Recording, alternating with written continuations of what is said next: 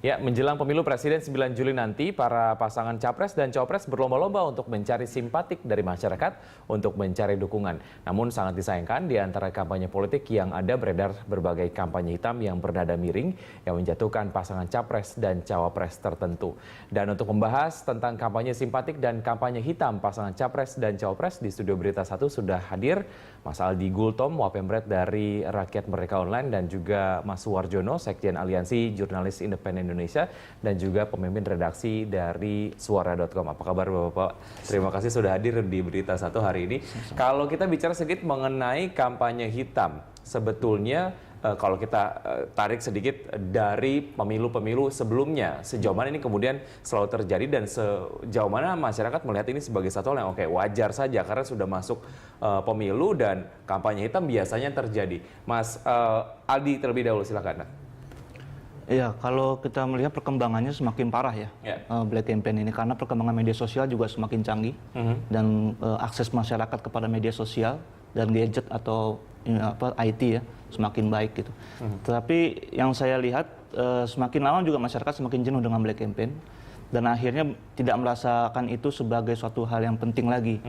Yang penting adalah bagaimana masyarakat ingin melihat tindakan dari aparat hukum dan pihak-pihak yang terlibat dalam Pilpres kali ini untuk proaktif memberantas Black Campaign ini. Saya melihat ada tiga hal utama. Satu, KPU dan Bawaslu dan kepolisian yang tidak proaktif untuk mencegah Black Campaign atau memberantas Black Campaign dalam arti menyelidiki siapa sumbernya. Kedua, ini dari pihak yang tertuduh juga tidak punya kemauan untuk melaporkan itu kepada hukum. Ya.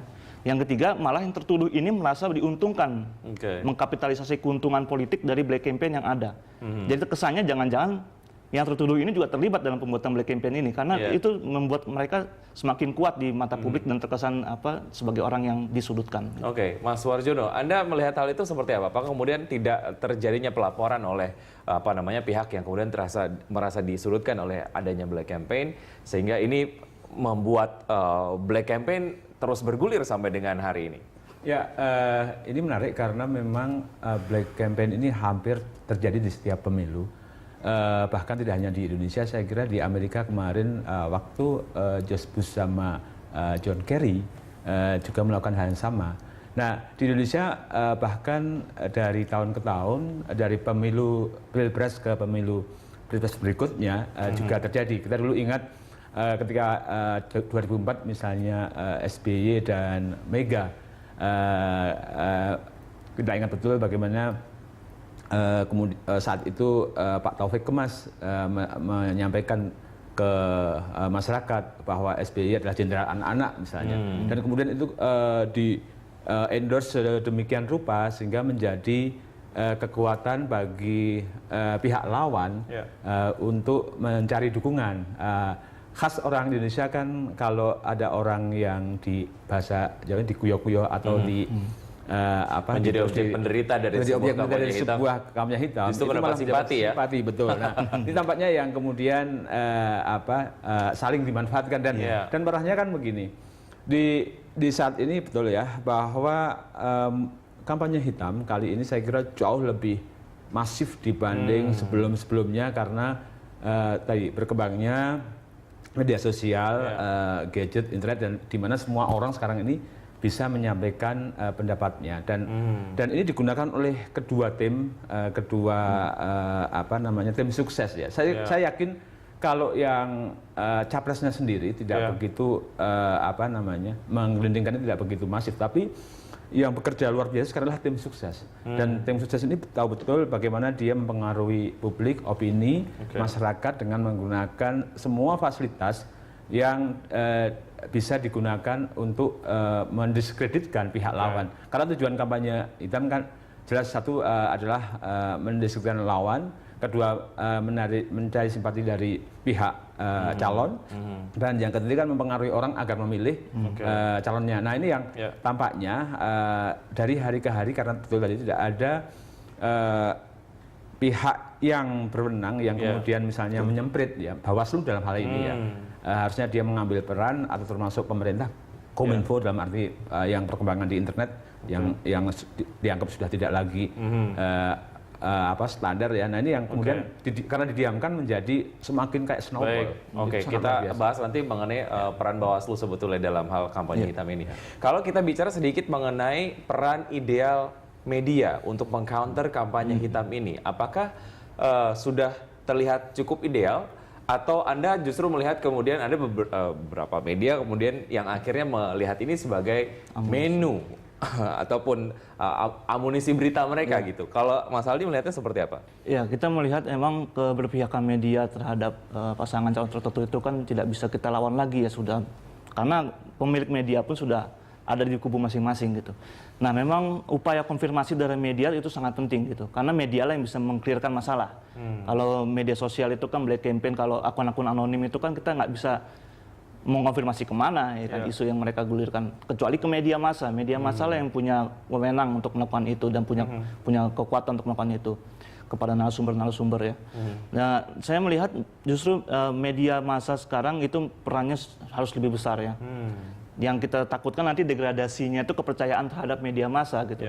Jadi orang tidak percaya lagi pada media massa karena sudah melihat keberpihakan, ya kan. Dan akhirnya mereka lari ke akun-akun anonim yang lebih mereka bisa percaya gitu. Walaupun efeknya juga tidak terlalu besar ya, karena itu makin membuat orang apatis malah terhadap pilpres nanti gitu. Jadi saya melihat ini kemarin Bawaslu dan KPU sudah mengatakan bahwa siapapun penyebar dan pelaku yang membuat ya, akan dikenakan hukuman paling lama 2 tahun penjara. Saya kira ini harus ditegaskan aja, tegakkan hukum gitu loh.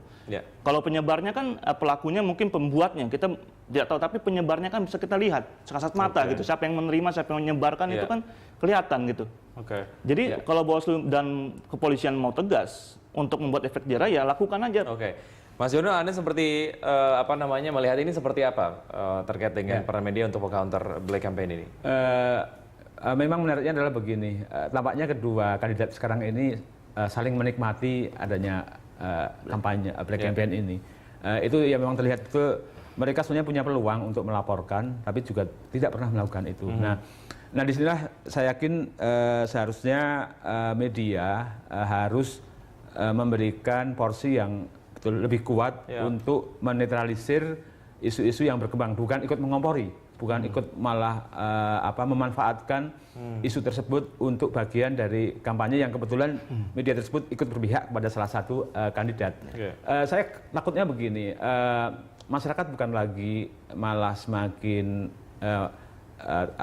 terdorong untuk ikut partisipasi politiknya meningkat di pemilu pilpres ini, tapi mereka begitu melihat semakin banyaknya kampanye hitam membuat mereka apatis, kemudian tidak mau datang lagi ke tempat pemungutan suara karena apa? Karena dianggap dua belah pihak nggak ada yang layak, karena semua dibombardir dengan kampanye negatif. Nah ini yang saya khawatir, dan harusnya ini tidak terjadi kalau media tidak ikut menjadi kompor atau menjadi bagian dari kampanye tersebut. Nah prosesnya adalah sekarang ada 1-2 media, bahkan media televisi yang ikut menjadi bagian dari kompor atau menjadi bagian yang memprovokasi kepada masyarakat bahwa calon si A, calon si B tidak layak dipilih. Bahkan itu sampai sangat luar biasa ininya sehari penuh dari pagi sampai pagi lagi kampanye itu terutama kampanye negatif ya tayangkan yang muncul dari sosial media yang belum terpercaya, yang sumbernya tidak valid,